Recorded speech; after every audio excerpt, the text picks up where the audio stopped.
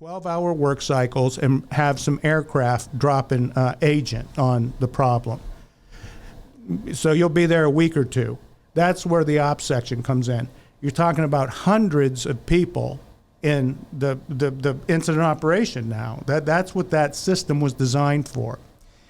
And then they would walk it back and say, oh, no, it's scalable. Is you don't have to have 138 management positions. You can only have 2 or 3. So we just use the ones we like, ops and this one over here and this one. It's confusing unnecessarily. You look at it, you're strategic. The most strategic officers that I worked with during my career in the fire service in a command post, the most efficient number was 5. So you got 5 people in a strategic command post. There was never, in my 29 years, we never used an ops section. I mean, it's because the IC did it. In fact, an ops section goes kind of against the 4 and 5 because you start off with the IC, you transfer it from a mobile one to one in a strategic position. The one in a strategic position starts to build a command team of an IC, a support officer, and a senior advisor. Really, the only positions I ever used was logistics and safety in the thing, because I worked for a municipal fire department that had all these resources and you managed them yourself. They didn't have to come from other states and places like that to a big forest fire somewhere. So I think Josh is right. It's just a confusing thing. It's like this option we can use. Well, no, don't. If you work for like an urban fire department, you're never going to use an ops section. It's something that doesn't happen that often. It's more reserved for a NIMS type 1 or 2 incident op, a big thing that's going to take weeks into months to handle and hundreds of firefighters. John, I think sometimes that they throw that out there because they just don't know what to do with somebody sometimes too. So, in our system, if we made Division 1, we would just send another person to be the support officer, or really to do that safety role, embedded safety piece. So you'd have 2 people in Division 1. Or if you had Alpha and Charlie, then you would have 2 people in Alpha and 2 people in Charlie. So I think there's just, a component piece missing with, training or what do you really do? And when somebody shows up, they just say, I'm going to make you ops because I don't know what to do with you. I think Nick hit on a little bit with the whole safety thing. Same thing. Somebody shows up, oh, I want to make you safety. And then we know what happens with that over all of our careers. Depending on the person, that it becomes a freelance position and they just do whatever they want. Or in some cases, they just start embedding or saying things on the radio that really I don't need to know about. Or if I do need to know about it, even better yet, then I'll just leave you in that sector division and pair you up with somebody, and you can just work there and be that support piece for Charlie side or whatever. They had 3-ring binders in the command van for all the sections positions. And what it was is when they could take any of these staff deputies and they could plug them into the command post, and then they give them a 3-ring binder that had a bullet list of the duties of that position. And so it was almost like you had them in order. Okay, the first one I'm going to give you is logistics. That's the first one we're going to use, and then we're going to do whatever comes after that, and then ops would be the last one because that's the last thing we would ever put a section behind.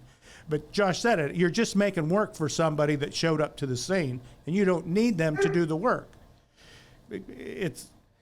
We don't build the incident organization based off our department flow chart. You base it off the incident needs. So if it's a house fire that requires 4 companies total, it doesn't make an ounce of sense to me that you would make an operations section for that. It screws it up. It doesn't make it any more effective or efficient. It slows the whole thing down, creates too much redundancy. Nobody knows what they're doing. So when you run, well, hell, you go through Blue Card and run through the CERT lab with the SIMs, there's no ops stuff. And I mean, you're getting, in my whole career, I mean, we would have incidents that would last 4 or 5 days sometimes, so it's a long duration thing. We never used an ops person. It was something we just never got into the habit of. And I'm not aware of any department that ever has used it the way it was designed to outside of a NIMS 1, 2, or 3 incident.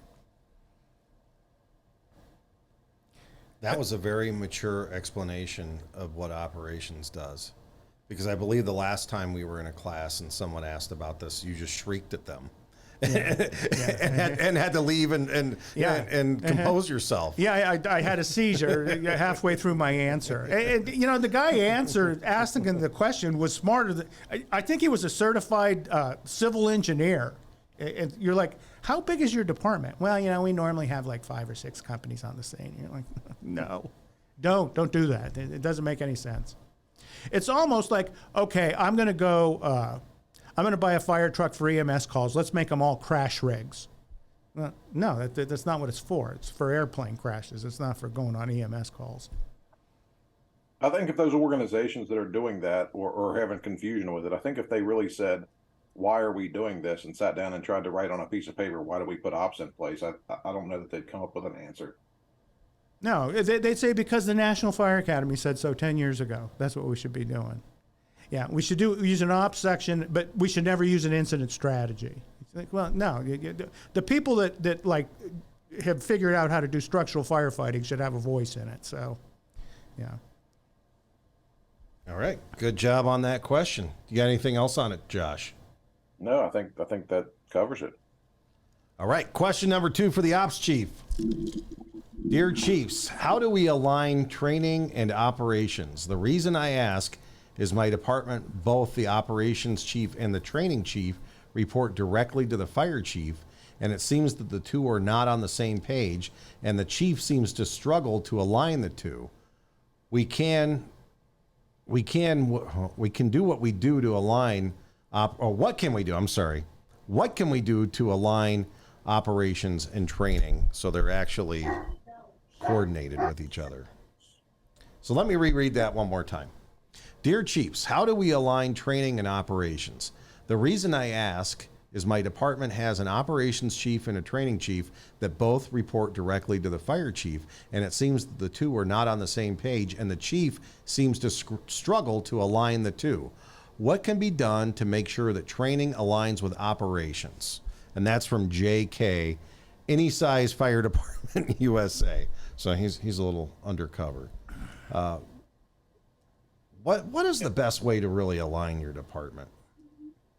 Well, I mean, I think we got to look at, what's the service we provide based off the risk associated, and what can we really provide, what level of service, and then from that point you start to develop, what does that standard of cover document look like of service that we're going to provide, and then you start to line that up with, okay, what skills are required to fulfill those duties, and then from there, that's what you train your personnel on.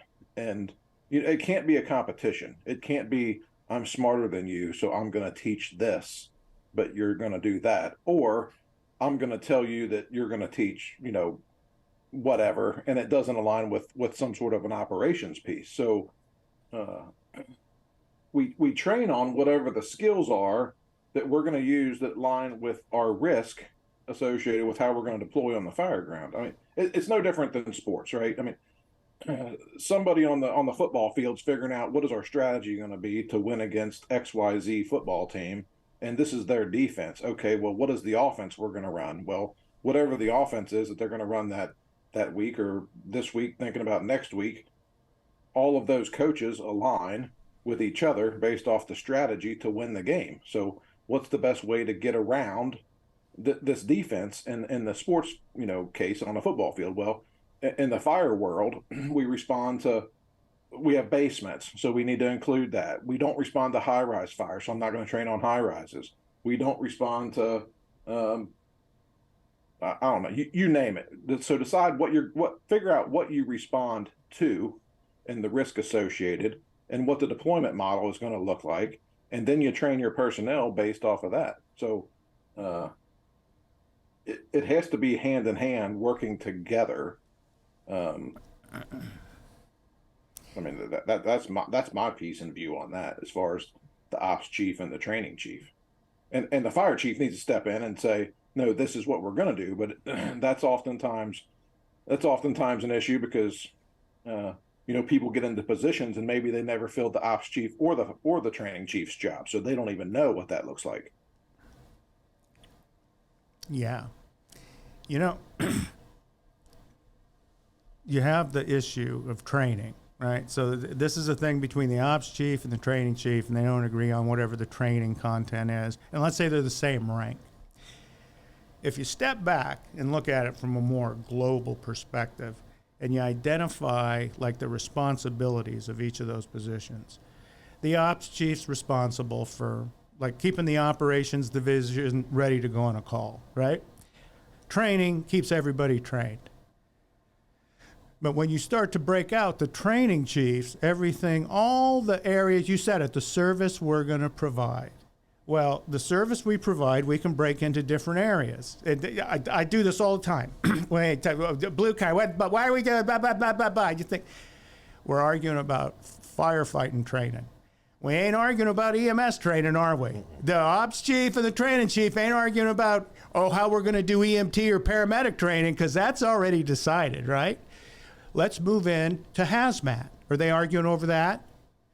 No, the curriculum's already set for that. It's the same thing, correct? TRT, same deal. A rope, you tie a knot a certain way. You don't tie it based on your department's rope policy. You tie it based on, this is a bowling on a bite. This is what it looks like. The only place we don't do that is the structural firefighting side. None of that's standardized across. If you looked at the United States of America, you could not be a firefighter in different fire departments. You'd be an EMT, you'd be a hazmat responder, TRT responder.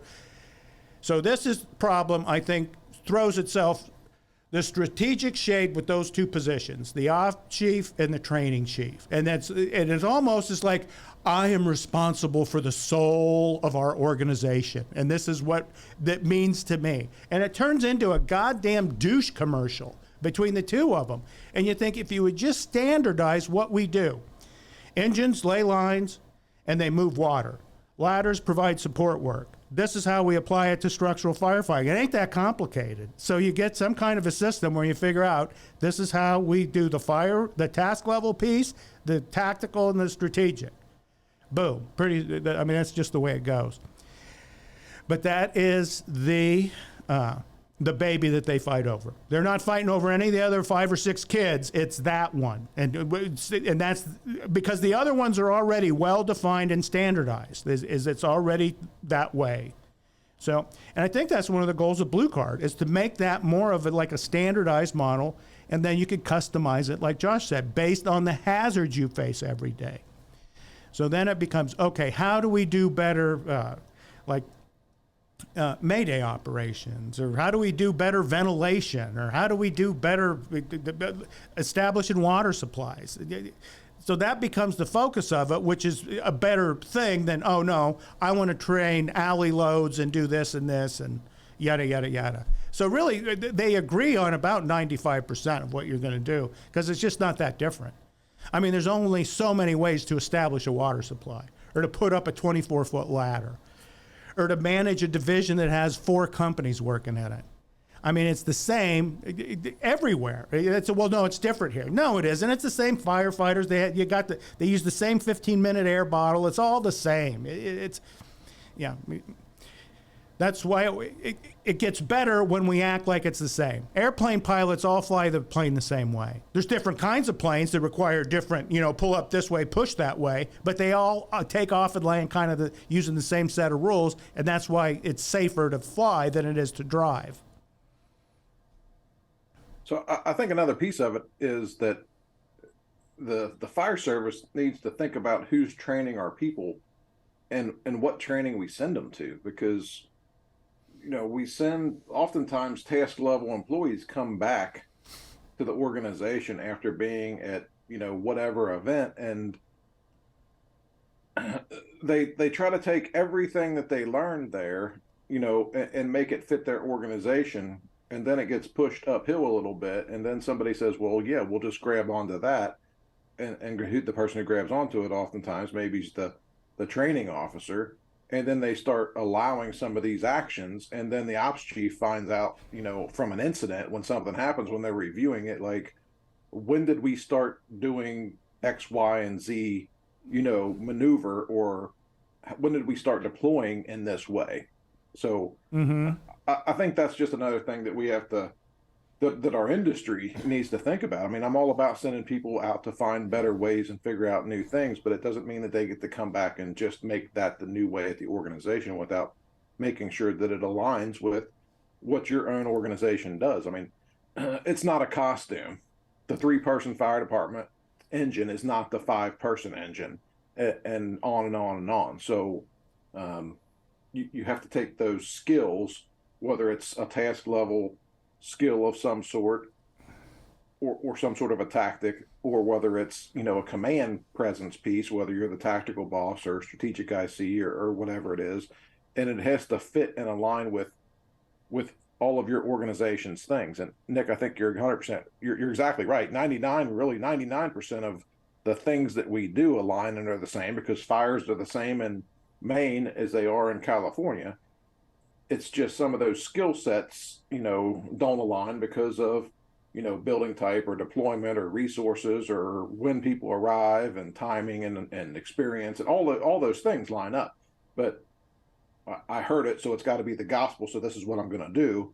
And then I think oftentimes we get sideways with that. That's, you made the comment that they go out of town and then bring it back. And then that I saw this on the road and this is a better way to do this. One of the things we used to deal with was just the creativity of the workforce as it was, is they didn't need to go out of town. We had a policy, and the fire chief came up with this all on his own. So and that answers both set of questions really that we've been asking here. Is I worked most of my career with the fire chief who ran the operations division. I mean, that was why he was where he was at. So that took care of a lot of this stuff. But one of the policies we had is, because of the type of buildings we have in the city, is all the new roofs were lightweight with heavy tile on top of them. So our department made the policy that we were no longer going to operate on lightweight residential roofs covered in clay tile, right? So this, you can imagine the effect that had for many of the people that they longed to do this. There was, so this policy gets implemented, and it really wasn't that big a deal because it is a pain in the ass to vent one of those roofs anyway. And then once you do, there ain't much of a payday in it. So just the way the building's designed and built, it just doesn't work. We had a ladder company up north, and they decided that, okay, we passed this policy because the fire chief is so concerned about our safety on these, and we understand that. So what they did is they had a mid-mount platform, and they did a Spider-Man from the bucket. So what they did is they put a tether, and then they harnessed it onto the back of the firefighter with a roof, who was free hanging with the chainsaw. And then they float him over the roof to ventilate. So you almost you could, if he just held his arms, locked them, the ladder, the engineer down could retract the ladder, then move it a little bit to the other side, make the hole. I mean, basically themselves, almost like a video game. So we got a CTC, and somebody sends us a video. They're shooting this at a company training exercise. And it comes to us through the ops chief. So they didn't send it from a battalion chief to a shift commander. It made its way from the fire chief down to the ops chief down to us. And so what are you going to do about this? We said, okay, this is a one-off. We'll go talk to Captain Spider-Man and take his carabiners away, and we're not going to be doing this anymore. But there's an example of you're using the existing system to kind of patrol the perimeter and kind of keep people within that box of what you're doing. So there's an example where ops just took care of its own business in the thing. We would have never thought to go to training academy with that, because it was, in fact, to answer your question, is we did our own training. Is kind of what happened. So we had a chief who was in charge of the training division, and they did training for the whole fire department, and then the ranking people in the operations division did the operations training for it. So the firefighter training came through the shift commanders at that point. And that cleaned all that up. The other thing I would say is, if you're the chief and you have the opportunity to structure your own department, I would submit that having the training chief be a minor division within the organization that reports to a deputy chief of operations or somebody who's carrying a little more weight. Because what I see is happen sometimes is the training division tries to hijack what's going on because they do see something new, or they have a new hose load or some new thing they want to do. And those are typically some really gung-ho, upwardly mobile, they want to strike out on their own kind of guys. And typically the operations chief is somebody who is going to temper that a little bit and keep it in check and align it with the rest of the organization's goals. When I first started doing blue card and traveling all over, I saw the opposite thing happening a lot of times, especially in smaller fire departments, is the fire chief and the training chief would be buddies. And let's say it's not even a training chief. Let's say it's training captains in the thing. And so the fire chief is like, hey, we're going to do this program, whatever it is. For me, it was blue card because that's the reason I was there. So what happened is now the chief authorizes these 2 or 3 training captains, company officers, to go through and train the entire fire department in blue card. Well, you get BC sitting in the back of the room. Well, the BCs outrank the people that are given the chief's orders that this is what we're going to be doing. So they just come right out and say, no, we ain't doing that. We don't know who you think you are, but we outrank you. And I mean, they're just pretty direct about it. So that puts the fire chief in a position where, okay, I got to go back now and get everybody reloaded because this is what I want them to do. So, well, talking to Josh Blum, that there's somebody that may have happened to at one point. And then his chief was a little more clear thinking and direct in his approach, is he just promoted the training guy to outrank everybody and said, okay, now who's not going to do it? Well, that's a whole different thing. That's not as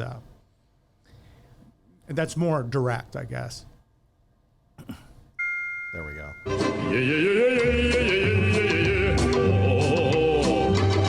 Timeless tactical truths, and today the timeless tactical truth is the Queen of Hearts. The Queen of Hearts. The Queen of Hearts says, regarding the command mode, no mature, refined, and reflective command system can be conducted in the open air that is crowded, noisy, smoky, and typically very confusing. Regarding the command mode, no mature, refined, and reflective command system can be conducted in the open air that is crowded, noisy, smoky, and typically very confusing. Strategic command post. We're doing a class right now, and we have some new blue card departments that are coming in, particularly people out west where it's nicer weather, and they're still running command from the back of the vehicle. And they're still outside because one reason or another behind that. So even if you're tied to a vehicle with maybe even some headsets on, but you're outside in the elements where people can easily grab you, talk to you, you're breathing the CO from your vehicle. Let's talk about that a little bit. That's not a strategic command post. A pull-out tray on the back of a SUV or pickup truck ain't strategic at all. You're standing in the front yard. You're mobile IC. It's a half-assed version. You're not in the thing and you're not mobile. You're stuck in between. But you said it, is you are subject to every distraction at the incident scene. You put a sign on yourself that says, kick me, because everybody walking by is going to engage you on the way to the fire. It's just not a good place to command from. I think the whole thing with that strategic command post and being locked inside of a vehicle and all of that is, if we ask the firemen, when you're calling us on the radio, do you want us to answer? And when they say yes, then that means we should sit in the car with a headset on, doing active listening and doing the roles of a strategic IC. And we talk about it all the time. If you're not willing to do that, then you've promoted above where you should be, and you should step yourself back to a different position, because strategic ICs work inside of a command post in a sterile environment, just like we talk about airplanes, the sterile environment in the cockpit of an airplane, and what do we do there and what do we not do there and what do we discuss, and then the whole thing of being able to track what's really going on at the event with strategic accountability, a quiet place to think, like what is really going on here, and then the ability to forecast. So I think anytime that you get out of that sterile environment, you start to lose that cognitive ability to really think and make decisions, because I think, like Nick said, you're always being kicked, you're always being interrupted, you're always got the, hey, if you just let me go in here, I can solve this problem, or did you know? It's all of those things, and that's why we hear on the radio far too often, command a unit with traffic, repeat or identify. And it's like, well, every time that they say that on the radio was a missed mayday, and we're missing far too many maydays where command is being notified by another company or the dispatcher that there's a mayday on the fire ground. So, if nothing else, your job as strategic IC is that you are doing active listening, and you should definitely not miss when it was clear and somebody said mayday, mayday, mayday on the radio, and we're hearing that on a somewhat regular basis. The last few reports I've read about this, Mayday reports, is that's exactly what happened. It's the first transmission of the Mayday went unheard, but for like 5 or 7 minutes, something like that. And it's because they're outside, standing in the front yard, shooting the shit with whoever's standing there. I mean, they're not paying attention to the radio. It kind of aligns with it. In some ways, it aligns with RIT.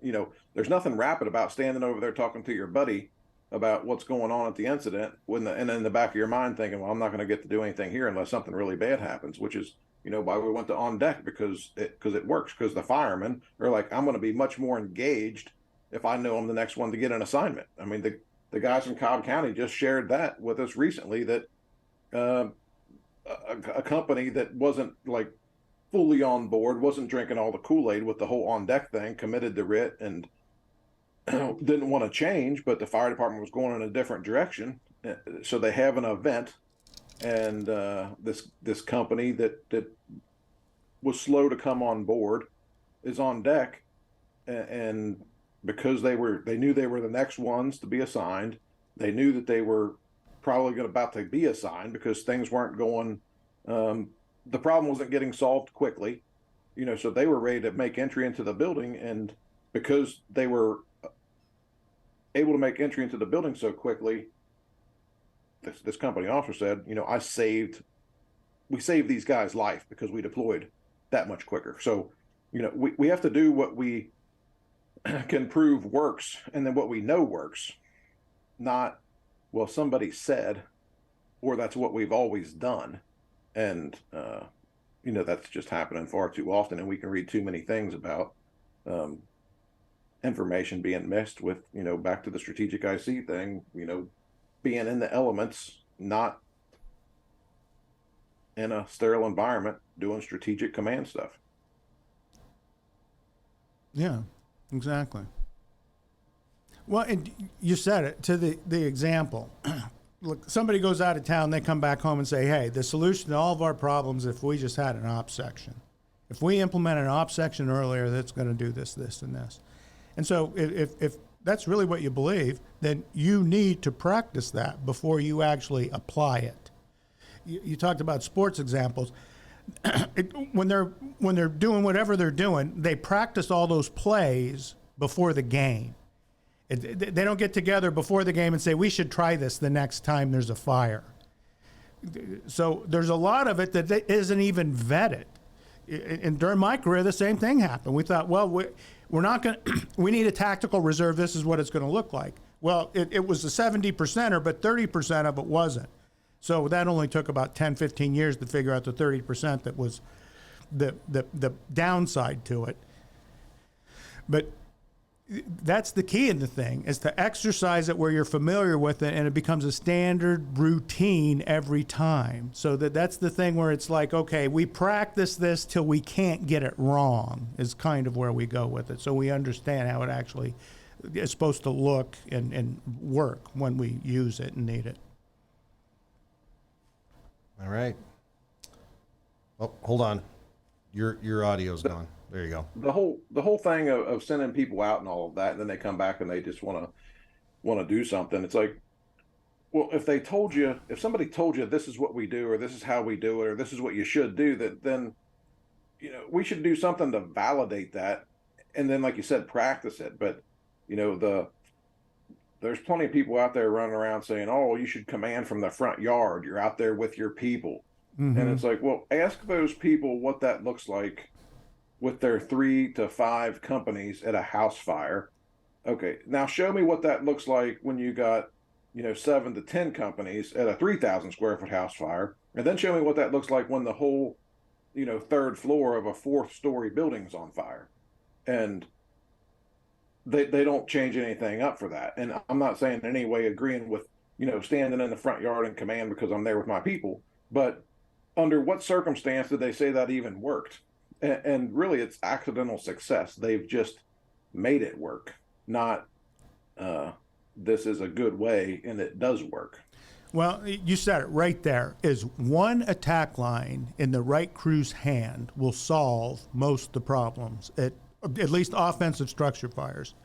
One properly directed attack line is responsible for all the crazy bullshit we do that's outside of one attack line hitting the fire. Because you exercise all these ridiculous things that had nothing to do with the success of that attack line. And then we somehow transfer that and say, oh, we were doing this and this and this, and that's why it worked so well. No, it worked because the engine company took task level action, standard task level action that solved the problem. So this other stuff gets cooked in.